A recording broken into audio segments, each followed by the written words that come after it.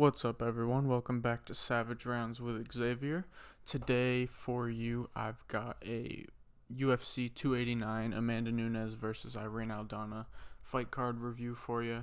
I'll talk a little bit about the fights, how my predictions went, and then I'm going to give my own performance bonuses too, so the same that the real UFC gives, but it'll just be what I would have done, so they might be the same, they might be different.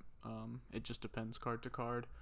And then lastly, I'll give my winners and losers of the night with my explanation for why I thought they were a winner or loser. So first up, here's my predictions. Went 6-4-1 on the night. The one being the no contest from Imavov and Curtis. So not awful, not my best night. The prelims did not go well for me. Missed on Dvorak, Builder, Orichi Lang, and Maverick. And then I felt like I was on the way to an Imavov pick being correct, but there was a nasty headbutt Chris Curtis couldn't see, and he had a pretty bad cut too. That fight had to get called, so we never got to see the end. And then I went perfect on the main card, did pretty good. Barrio Anders, Ige, Mike Malott getting the finish, Oliveira coming back, and Nunes getting her big win to defend double champ for the last time. But yeah, I'll talk a little bit about the card, the big fights, the big things that happened, and then I'll tell you about the awards on the side. Kicking it off, first big fight, I'd say Dvorak Erceg. Dvorak looked good early rounds, early round one, and was doing well, or looked good round one and early round two, and then Erceg hurt him pretty bad, and that kind of changed the tide of the fight, and Erceg was able to take over and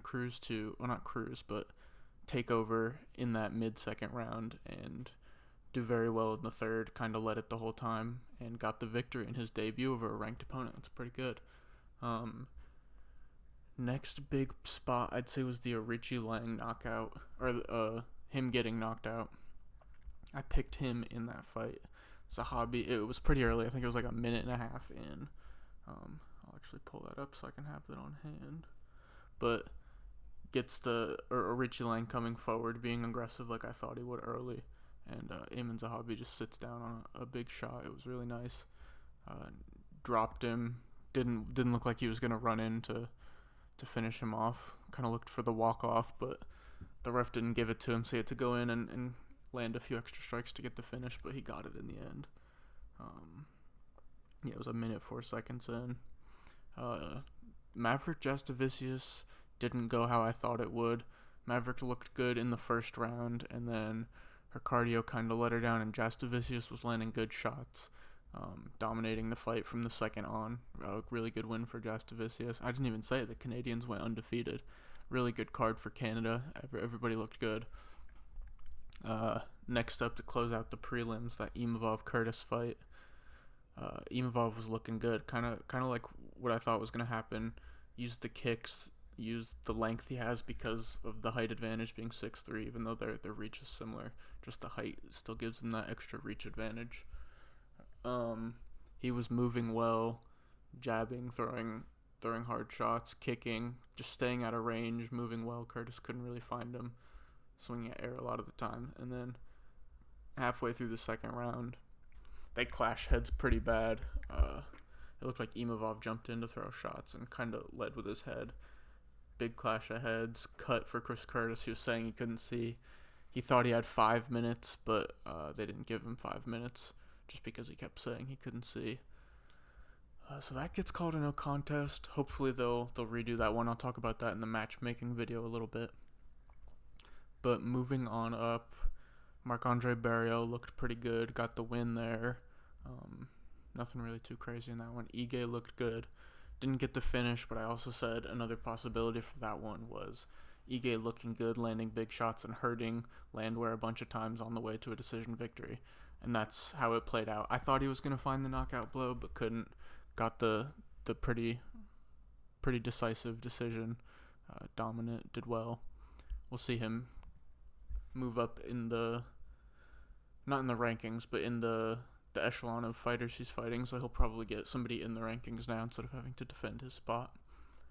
moving on up, Mike Malott closing out the undefeated night for Canada, 6-0, with Belbita being included to that, moving to Canada. Mike Malott looked really good. He was patient early, landed some good shots. It was a little bit slower of a first round than I thought it was going to be, and then second round he lands a really nice, he switch stepped into a big hook, dropped Fugit, jumped on the guillotine really nice, and cinched it up and was able to get the tap. That was a really good win for him. I believe he has 3 finishes in the UFC now and 1 on Contender Series, so he's looking really good as a prospect. Co-main event, Oliveira gets it done versus Dariush. Oliveira didn't pull guard, but kind of fell on his back with Dariush on top of him. It didn't look like he actually attempted that to pull guard, but it did end up on the ground with Oliveira on his back. Didn't really get up, or wasn't really trying too hard to get up, was just playing off his back in the guard. Dariush wasn't really able to land too many big ground and pound shots. He was getting one in here and there, but nothing too major. And then they get back up at one point. Oliveira lands a big head kick. Dariush is kind of backing up. Oliveira catches him, hits him one more time, drops him. Kind of scrambles around on his back and then finds the big shots. He did go out. It looked like he went out cold for a second on one of the shots, but then another shot woke him back up. Ref stops it from there. First round, Oliveira looks real good. I'll talk about it again in the matchmaking video, but it looks like there's only one option for him, which is the rematch with Islam, and that'll be exciting. Last fight of the night, Aldana, well, first off, I'll say Amanda dominates through 5 rounds. Never really looks like there's going to be a finish for her, but lands big shots here and there, but overall just dominates, controls it, cruises to a title defense, and retires on top, double champ. Gets to ride off into the sunset, double champ. She was saying double champ forever. Juliana Pena was in the crowd hating. Jumped on Ariel Helwani. I think it was yesterday because it was Monday. Or maybe it was today on Tuesday. I don't know. I can't remember. But she was hating on Helwani's show too. It was pretty funny. But it's also a little bit annoying. Either way, she'll probably fight for the title next. I'll talk about that a little bit in the matchmaking video too. But yeah, Amanda rides off into the sunset. And I will get into my awards now. So fight of the night, I did end up going with the same as the actual fight of the night award. I don't know all the performance bonuses, but this one I thought was pretty cut and dry. The Dariush Oliveira fight didn't really last long, so you couldn't go with that one. Amanda dominated. I guess the only other one you could have called for was Ige Landwehr, but it wasn't as back and forth. There was a pretty high-paced middleweight fight. They banged it out. Both landed big shots. I think Andrews got dropped at one point, or rocked at least. Like I said, high-paced for middleweight, so it was pretty entertaining. Big guys slugging it out. They were both a little tired at the end. Marc-Andre Barriault coming out on top of that one, but that was my fight of the night. Next up, I have 3 performance of the night winners. I don't know exactly what the UFC ones were, but I think mine was a little bit different. First up, I went with Ayman Zahabi. I don't think he actually did get one, but I was a little surprised. Big first round knockout a minute into the fight. Yeah, there's really nothing else to say about it. It was a great shot, and he got the almost one-punch finish. I thought he deserved one. Next up, I think Malott did actually get one, and I think he was pretty deserving of it. Really patient in the first round, like I said, and got the big hook to drop him. Jumped on the guillotine really nice. Got the finish there. Performance of the night worthy for the bonus.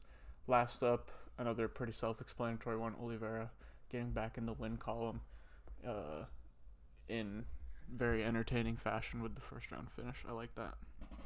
And then my winners of the night. First up, Steve Erceg. Coming in, was supposed to fight Francis Marshall, another unranked, low UFC experience fighter coming off Contender Series. Not that Erceg did, but just the no UFC experience, low UFC experience for Francis Marshall. And he wouldn't have been ranked, so it would have been kind of more on his level to start. I guess even Dvorak was, but gets thrown on short notice to the number 10 ranked guy. Even though he's on a little bit of a slip on this loss makes it a 3-fight losing streak, but great win for Erceg. He's now ranked number 14. So yeah, big win for him on the night. Next up, Charles Oliveira getting back in the win column. First round finish, looked great versus a tough Dariush, and he most likely gets his title shot. So yeah, he was one of my winners of the night. And lastly, Amanda Nunes. There were a few other people you could have picked. I thought Mike Malott was another contender.